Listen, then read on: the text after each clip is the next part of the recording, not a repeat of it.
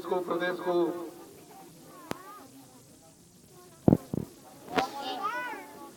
मेरे सभी बहन भाइयों को प्रणाम, बच्चों को प्यार। आज आपके बीच उपस्थित होने का जो सौभाग्य प्राप्त हुआ है उसके लिए मैं आपका बहुत आभारी हूं। पार्टी के बारे में आपको मेरे साथियों ने बता भी दिया है। शोषित समाज अधिकार पार्टी 11 नवंबर 2011 को स्थित हुई है दिल्ली। 2012 में मैंने विधानसभा का चुनाव भी लड़ाया है 27 सीटों पर, लेकिन कम समय मिलने के कारण पार्टी का प्रचार नहीं हो सका था और मैं आप लोगों के बीच भी नहीं आया। एक न आने का कारण भी यही है कि मैं यहीं पला हूं, यहीं बड़ा हुआ हूं और यहीं आप लोगों के बीच आज मेरा कार्य क्षेत्र, कर्म क्षेत्र और जन्म क्षेत्र यानी कर्मस्थली और जन्मस्थली मेरी जनपद अलीगढ़ ही है। तो मैं आप सबको अपना भाई और बहन और माताएं के रूप में ही देखना चाहता हूं। इस पार्टी से मैं राष्ट्रीय अध्यक्ष हूं, तो मैं कहता हूं कि आप इस पार्टी के सभी मेरे भाई और माता और बहन राष्ट्रीय अध्यक्ष। ये जो जनपद अलीगढ़ की मेरे सभी भाइयों से मैं अनुरोध करता हूं कि आप अपने को इस पार्टी का राष्ट्रीय अध्यक्ष महसूस करें, मुझे राष्ट्रीय अध्यक्ष महसूस ना करें। और मैं इसी तरीके से आपके बीच रहना चाहता हूँ। पूरा प्रदेश बहुत बड़ा है, पूरा देश बहुत बड़ा है। वहाँ जाने के लिए और आप लोगों का प्यार और सहयोग मिला तो मुझे बहुत अच्छा रेस्पॉन्स मिल रहा है।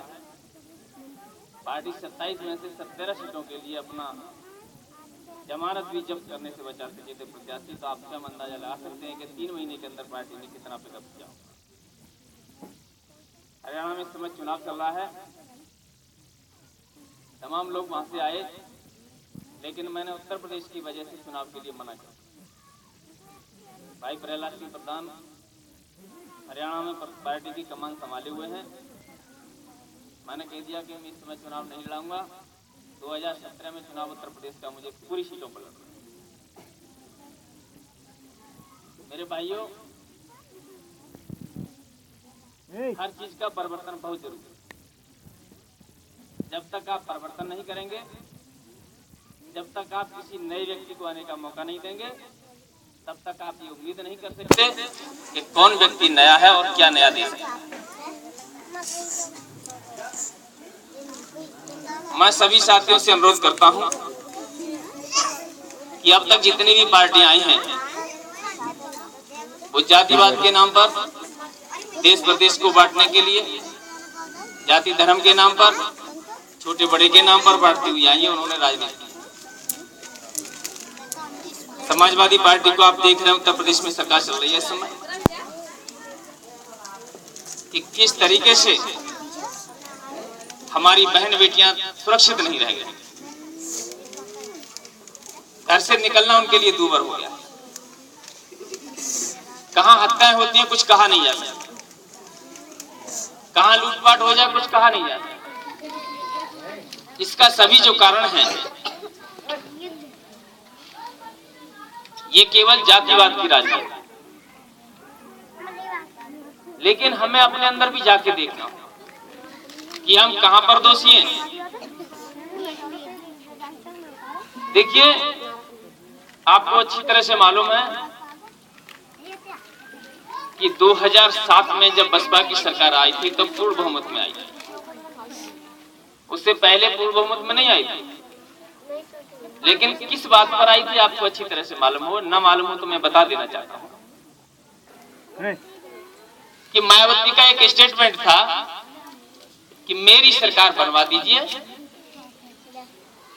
मुलायम सिंह को 24 घंटे के अंदर जेल के अंदर। और हम लोगों ने विश्वास किया, सिर माथे बिठाया और आपको मालूम है कि कितने दिन में जेल भिजवाया, क्या भिजवाया। लेकिन जनता को ऐसा लगा कि शायद बहन जी की सरकार बनते ही मुलायम सिंह जी जेल में होंगे। नहीं, ये जनता को गुमराह करने का तरीका है। भारतीय जनता पार्टी की सरकार बनी कि हम मंदिर तोड़वा देंगे या मस्जिद तोड़वा देंगे। कहा था कि मस्जिद तोड़वाएंगे और मंदिर वही बनाएंगे। क्यों नहीं बना? केंद्र में भी पहुंच गई सरकार। ये सब क्या है? जनता के साथ छलावा, धोखाधड़ी और सरासर बेईमानी। मैं आप लोगों से अनुरोध करता हूं कि आप गहन मंथन करिए कि किस पार्टी का नेता क्या कहता है। क्या कहीं हमको ठगता तो नहीं है? झूठे आश्वासन तो नहीं देता? ये हमारे नौजवान हैं, आज हमारी नई पीढ़ी है, बहुत जानकार पीढ़ी है। सब कुछ बदल गया, बदलने का वक्त आ गया। अगर हम जातिवाद में उलझे रहे तो हमारे इस देश का विकास नहीं होगा, विनाश हो जाएगा। मेरे भाइयों, उसके बाद 2012 में समाजवादी पार्टी की सरकार पूर्ण बहुमत से आई। क्यों? कि हम लैपटॉप देंगे, युवा को भड़का दिया, बहुत सारे वादे किए, लेकिन ये सब भड़काने वाले वादे। अब इस समय आप देख रहे हैं बीजेपी को कैसे केंद्र में भेजा है आप लोगों ने कि हम काला धन वापस लाए। इनकी 4 पीढ़ी आज कभी वापस ला के नहीं दे सकते। 4 पीढ़ी की मैं गारंटी लेता हूं। क्या बनाएंगे? गुजरात में सरदार वल्लभ भाई पटेल की हम प्रतिमा बनाएंगे।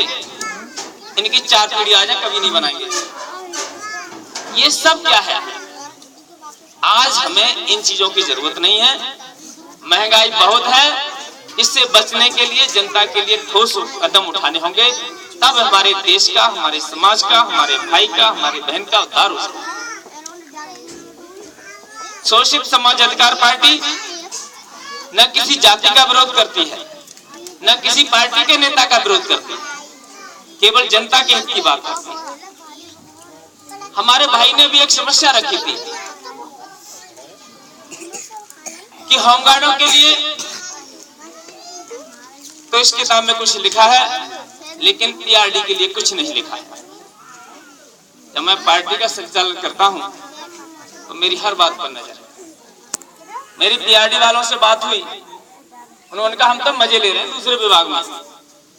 भैया हमारे दुखी होंगे, मैं मानता हूं। होमगार्ड का 50% होमगार्ड आपके साथ है, शोषित समाज पार्टी के साथ। हर विभाग पर मेरी नियत और नीति कहां है, किस तरीके से है, हर मेरे संज्ञान। शोषित समाज अधिकार पार्टी ये अपने घर में आज अब इसने खड़ा होना शुरू किया। प्रदेश के अन्य भागों में या अन्य जिलों में पार्टी का अच्छा जनाधार भी है, जो कि आपको 2017 में देखने को मिला। प्रश्न उठता है कि विकास क्यों नहीं होता? ये पार्टी जो घोषणा पत्र तैयार करती है, ये बेईमानी का पत्र बनाती है। हमारी शोषित समाज पार्टी ये आपकी पार्टी है, तो काम भी आपके अनुसार होने चाहिए। किसी भी प्रकार का पार्टी की तरफ से कोई घोषणा पत्र तैयार नहीं किया जाएगा। चुनाव जीतने के बाद जनता से मांग पत्र मांगा जाएगा कि आप अपने क्षेत्र में कहां और कितना काम करते हैं, तो आपके काम निश्चित होंगे। ऐसा नहीं है कि सामूहिक सबकी समस्या हो। मैं कह देता हूं कि शोषित समाजवादी पार्टी का विधायक जीतने के बाद हर गांव में डावरीकरण करा दिया जाएगा, और जब उस गांव में डावर होगी तब क्या कराओगे? बताइए क्या कराओगे? नहीं, ये सरासर बेईमानी। हम उस वक्त कहना चाहेंगे कि अगर हमारी एक बार सड़क टूटी है, अगर हमारी बिजली की कमी है, यानी जो जनता की मांग है, 3 महीने, 6 महीने, 2 महीने हम जनता की मांग को मांगेंगे, उसके बाद हम काम करेंगे। जातिगत काम नहीं होगा, जनता की मांग के अनुरूप काम होगा। अगर हम इसी में उलझे रहे कि हम तो बहुजन समाजवादी पार्टी के आदमी हैं और हम बसपा को वोट देंगे। बसपा यदि लकड़ को भी खड़ा कर देगी हम उसको भी जिता देंगे। स्वयं अंदाजा लगाइए कि अगर लकड़ी जीत भी जाती है तो वो करके क्या देगी। आप अंदाजा लगाइए क्या करेंगे। जैसी खड़ी थी वैसी ही खड़ी रहेगी, उसको तो पड़ोसी लूट के खाएंगे, वो तो किसी को छाया भी नहीं देगी। मेरे भाइयों, हम लोग बहुत जागरूक हो गए। मैं आप लोगों को बताना चाहता हूं, जो प्रत्याशी आपके कंधा से कंधा मिला के चलता हो, जो आपकी बात को सुन सकता हो, उसको जिताइए। हम जातिगत वोटिंग नहीं करना चाहते, इससे हमको बदलना होगा। अन्यथा आगे आने वाली हमारी जो पीढ़ी है, आज हम जितने दुखी हैं उससे कई गुना हम ज्यादा दुखी हैं। और बीजेपी की सरकार अगर उत्तर प्रदेश में पुनः बन गई तो बहुत जल्दी हमारा देश पुनः गुलाम होने की कगार पर, बहुत जल्दी गुलाम हो जाओगे। उसके लिए कितनी पीढ़ियां फिर चली जाएंगी और हम लोग गुलाम बने रहेंगे। क्यों?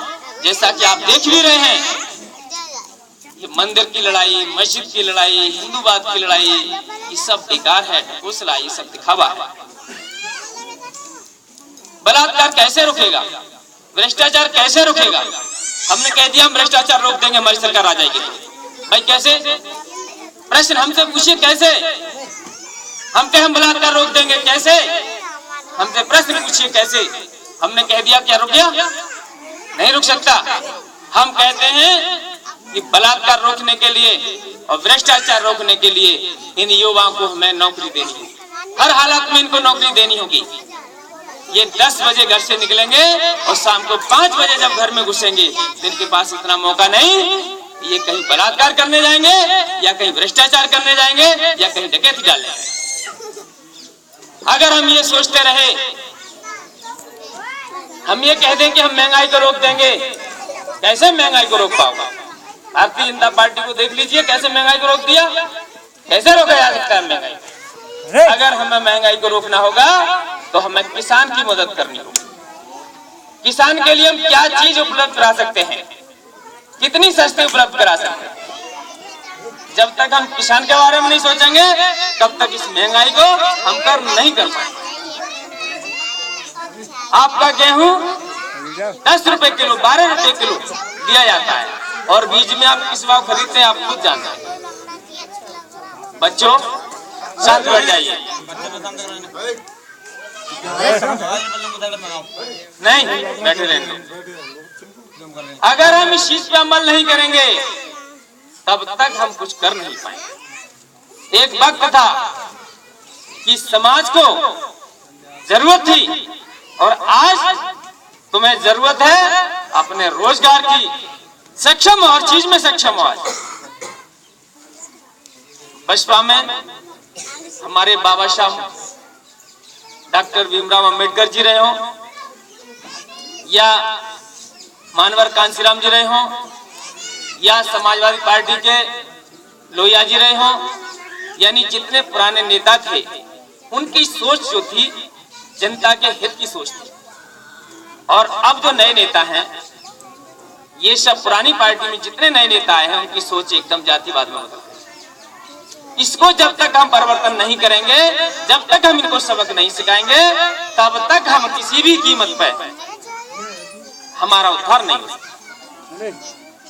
शोषित समाज अधिकार पार्टी झूठे आश्वासनों में वायदा नहीं करती, न इसमें विश्वास करती है। अगर किसी की समस्या है, जैसे आपके यहाँ बिजली की समस्या है, आप किसी में से 2 व्यक्ति मेरे पास आ जाएं, टेलीफोन नंबर नोट करें, संजीव जी ने बता दिया है और इस विषय पर मैं कल ही डीएम साहब से बात करूंगा। ये लोहिया में गांव होते हुए और यहाँ बिजली की इस प्रकार की समस्या इसको हल कराया। अगली बात कि खरंजा की बात है तो मैं गांव के प्रधान जी महोदय से भी अनुरोध करूंगा कि समस्या को एक व्यक्तिगत समस्या न समझे, अपने गांव की समस्या को अपनी समस्या समझ के इसको हल कराएं। मेरे भाइयों देखिए, मंच पर खड़ा होने के बाद हर बड़े से बड़ा नेता बड़े से बड़े भाषण देता है, लेकिन ये सब जातिवाद में लड़ाने का भाषण। मैं फिर वहीं आता हूं कि भारतीय जनता पार्टी कहती थी कि हम वहां बना देंगे, मस्जिद तुड़वा देंगे। क्यों नहीं कह देते कि हम पर्यटन स्थल बना देंगे जो कि वहां तमाम जनता दर्शन करने के लिए जाएगी। सबको बना दीजिए वहां, अरे हिंदू मुस्लिम का बना दीजिए दर्शन करने के लिए। वहां हिंदू भी जाएंगे, वहां मुस्लिम भी जाएंगे, करोड़ों रुपए की इनकम होगी वहां, तमाम जमीन है वहां, पूरा प्रदेश पल जाएगा, आधा प्रदेश उस जगह से पल जाएगा। इतनी जगह आप लोगों को नहीं मालूम पड़ता है। लेकिन जिस वक्त वहां कुछ हो गया